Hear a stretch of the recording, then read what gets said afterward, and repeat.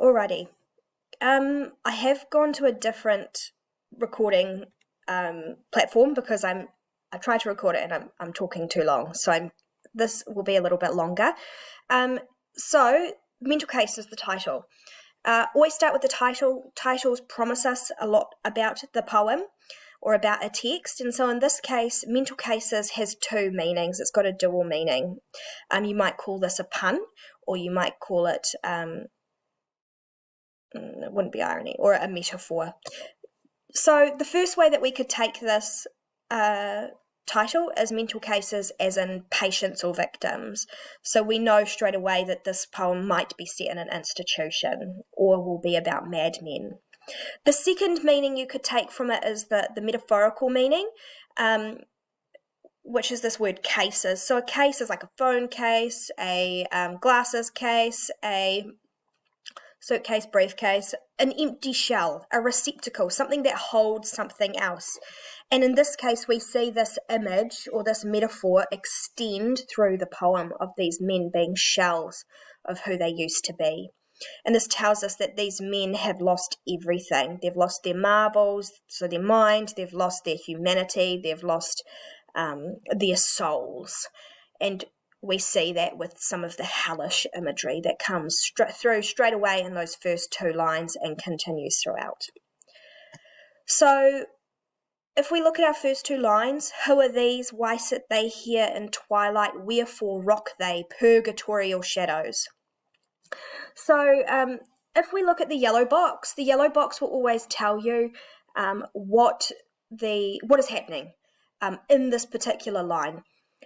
So in this case, we've got two men, including the narrator, walking through a World War I institution.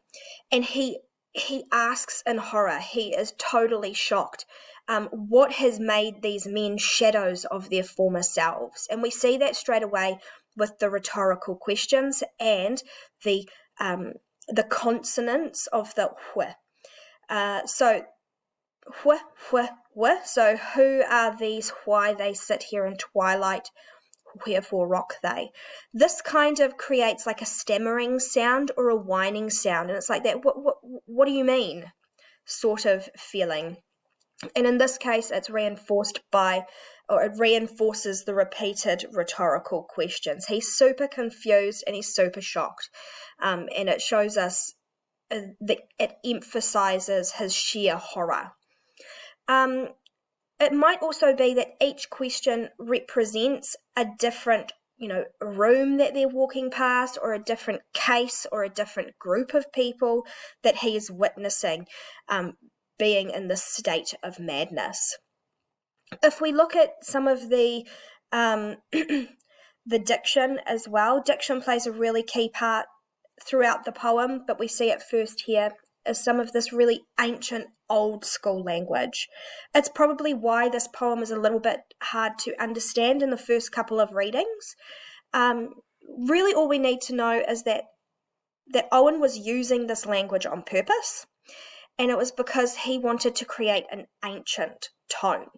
And this ancient tone and works with the hellish imagery that will come up shortly, to make an allusion and to refer to a really ancient text called Dante's Inferno.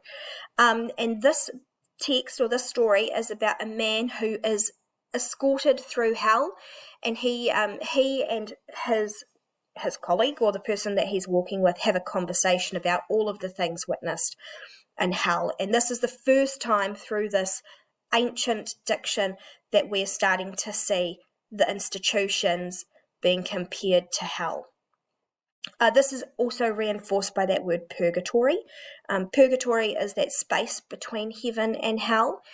In Catholic belief, it was believed that people would either be there forever, or it might be that if they'd been bad throughout their lives, but not super bad, they'd go there for a little while, and then they'd go off to either hell or heaven once a decision was made. Words like purgatory, shadows, and twilight also evoke some really clear colours and imagery. In this case, purgatory and shadows create colours of black and grey. Whereas the word twilight is similar to purgatory. It's that in-between place that feels like you're stuck in there for eternity.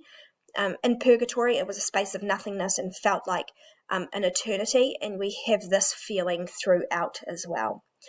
But the word twilight evokes colours of red and yellow first, which helps to add to that hellish imagery, and then it kind of creates colours of blues and purples, which remind us of bruising, and it might well be that these men physically are bruised, and we'll see that throughout the poem there are kind of mentions of self-harm, of like pulling at themselves or pulling their hair or picking at themselves.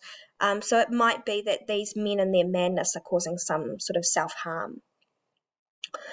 The final thing to note here is that word shadows. It is a metaphor, and it relates to that idea of cases. These are shadows of men. They are half men. They are shells. They're outlines. They're silhouettes of the men they used to be. They're empty, they're cold, and they're flimsy and fragile.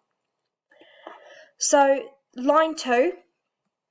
In this line, the narrator observes the men have lost not just their marbles, but also their humanity. And Owen does this by using lots of imagery that compare the soldiers or the men in the institutions to dogs or to animals. And we see that with drooping tongues from jaws that slob their relish, and it creates that image of a dog with their tongue hanging out and slobber going everywhere, baring teeth like a rabid dog about to attack.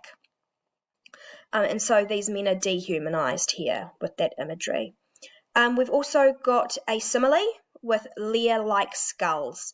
In this case, it creates that image of sort of a skeleton. These guys, perhaps because of the PTSD, they don't sleep, they don't eat, and they are not only shells of men or shadows, they are skeletons. They've lost all their meat and all of their substance. It also hints that they're probably near death, or they're waiting for death, or they represent death. The last thing to make note of this line, and I've underlined it, is this consonance of the L sound. Slob their relish, layer-like skulls.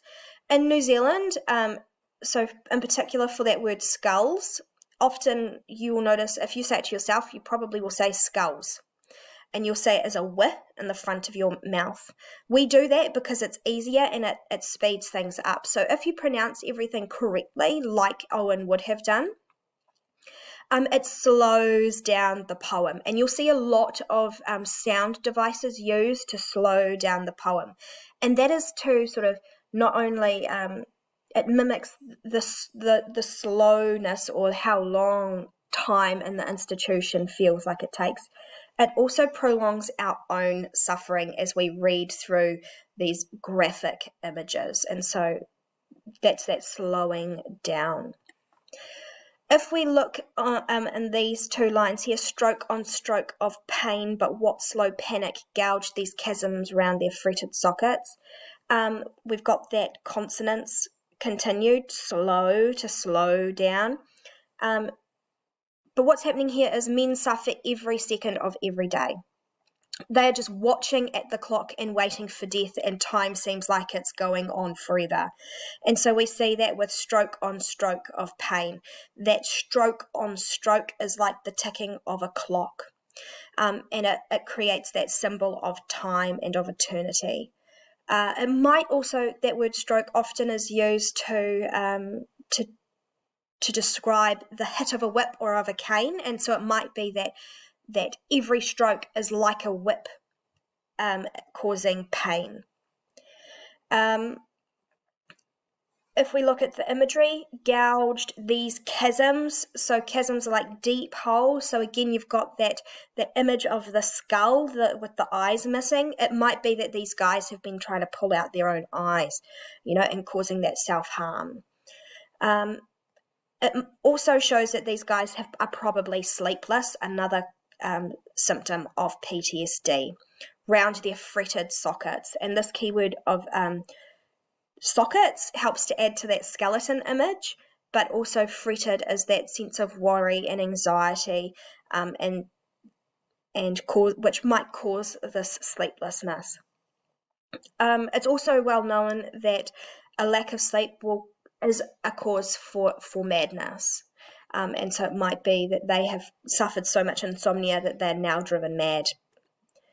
And these are the last 3 lines of the stanza.